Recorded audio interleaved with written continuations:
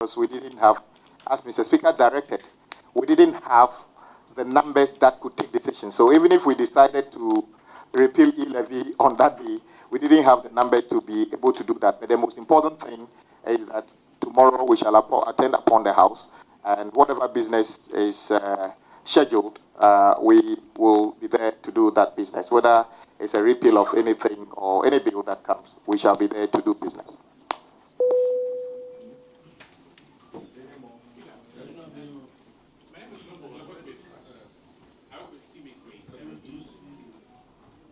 With TV3, my question is this. So, this desire that the NDC Caucus has had for a very long time, since 2020, that they were the majority in Parliament. Now you are the majority in Parliament. What do you say to those who say that, or who think that you want to be majority to frustrate government business? Is there any commitment from your side that you will support government business tomorrow henceforth? Well, the record in the House suggests that for a very long period of time, if you check the numbers of colleagues in the House, at any time that a bill or something is tabled, it is more likely to see the NDC members in a higher number than the NPP. So the record is that we have actually supported government business, and Mr. Speaker's press conference here is a vindication of that. That we have actually cooperated with the NPP side on many things, whether there are loans, there are bills. I have here the chairman of the Environment Committee. You attest that if you follow that bill, members of the NDC were more interested and have been available in crafting that bill. It's at the third reading now. So there's no evidence that the NDC actually frustrates anything. What we would not tolerate is any bill that is intended to deepen the hardship on the people of this country. I think the Constitution and the people of this country do not expect that we should actually support any bill that will make life even more difficult for them. So as long as the bill is in the interest of improving the lot of Ghanaians, you can count on us to be in support of that.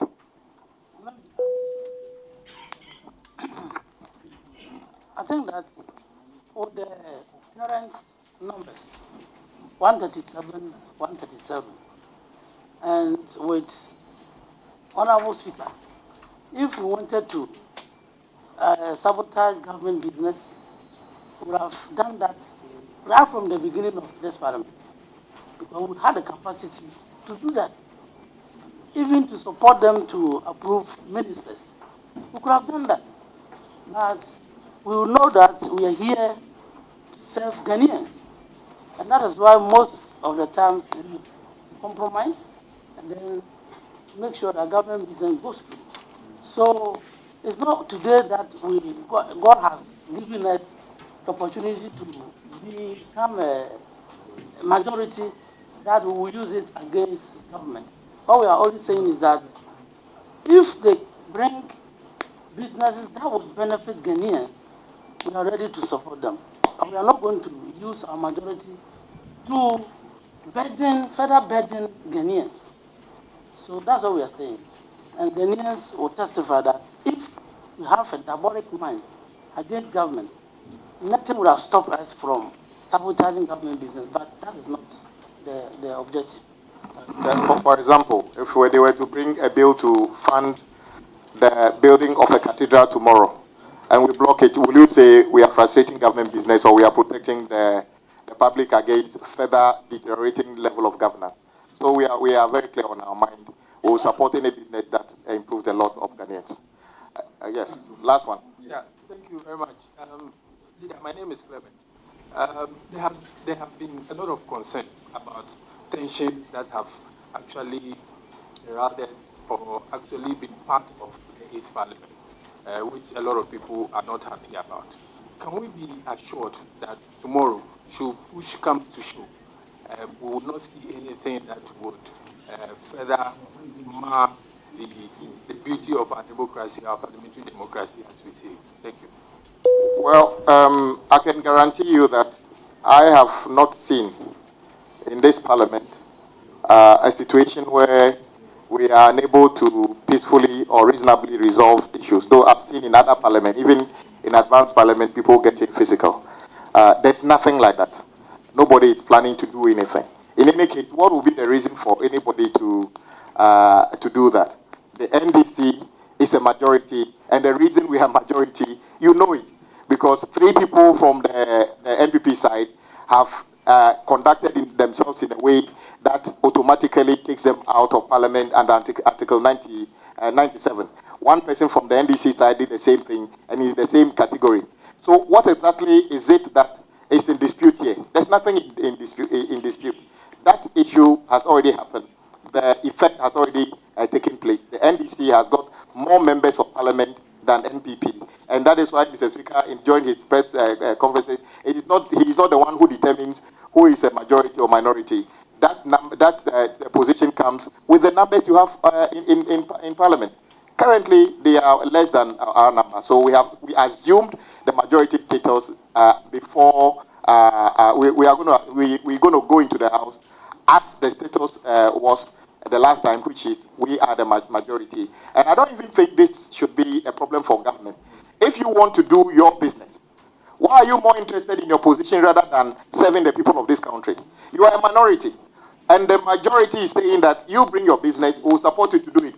But you want to spend the whole time arguing as to your personal aggrandizement rather than doing the work of the people of this country. So I'm challenging them. If you love Ghana, come and let's do business on the floor with your new minority status, with our new majority status, we shall support you.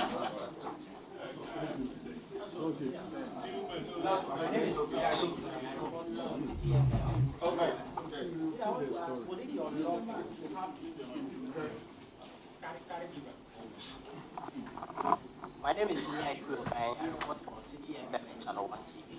Would it be unlawful to have these members of parliament who have had their seats declared vacant return to the House tomorrow, and what action would you take as a chief whip of your side?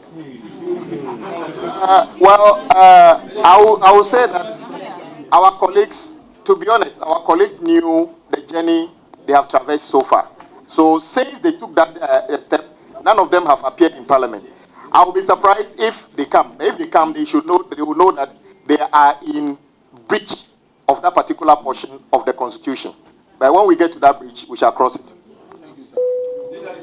just want to refer to you that even the NDC Constitution, it says that when you support an independent candidate or some other, you have automatically, and the word is automatic, you have automatically forfeited your membership. So it's clear. And in any case, they themselves, they are not coming. Thank you very much.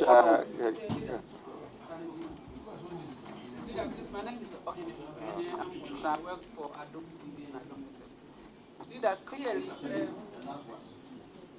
the speaker spoke on this subject, and then at a point in time, he decided not to make comments on the case that is before the Supreme Court. The Supreme Court was clear in its ruling and asking the speaker to stay the decision before the ruling.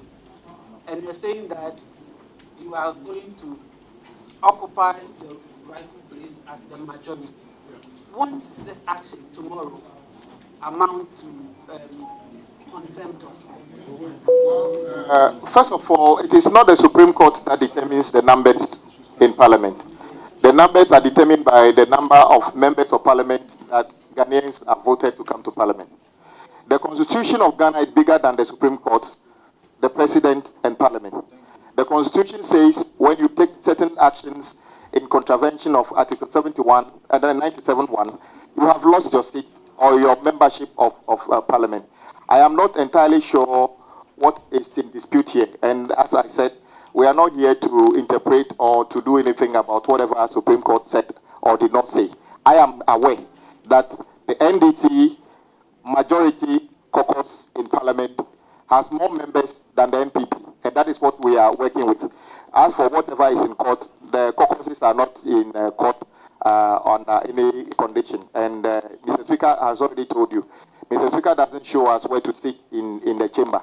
It is we sit in the chamber based on our numbers. So I think if the court issues to the people who are interested in the court issues, let's do our work in Parliament. And I don't foresee, and I dread a day where I will have to do my work as a member of Parliament because somebody at a court decide how I conduct myself as a member of parliament in this parliament, that would have been worse than being a parliament of a country I don't want to mention. But I believe the Supreme Court is guided by the fact that Parliament of Ghana, representatives of the people, actually is in business. Parliament is not shut down. That is why we are actually going to go to the chamber tomorrow. So those who have fears of Parliament not working or Parliament has been suspended or anything, it's not true. We regularly come and we regularly go on adjournment. We went on adjournment, we are back again. Whatever will happen tomorrow will happen, but the Parliament of Ghana must remain supreme as the symbol of democracy. The symbol of democracy in every country is not the existence of the Supreme Court, because there are courts in Saudi Arabia. Not the existence of the executive, because we have executive in Saudi Arabia. The symbol of democracy, or the health of democracy in every country, is the health of parliament. And we will not toy with the health of the Parliament of Ghana, because that is what sustains the democracy we are all growing to be a democracy that is sustainable and mature. Thank you. Roger Iti from Ghana Web. Still on the Supreme Court, the Speaker in his address today alluded to a seeming collision between the executive and the judiciary to undermine the authority of Parliament. Is it an assertion that you share in, and what would be the justification for such an assertion? The Speaker has made his point. I have no business interpreting. I don't want to become a kind of a mini Supreme Court in myself, trying to interpret what the Speaker has said. He said it in a very clear language, and I would like it to remain as such. Yes, to emphasize.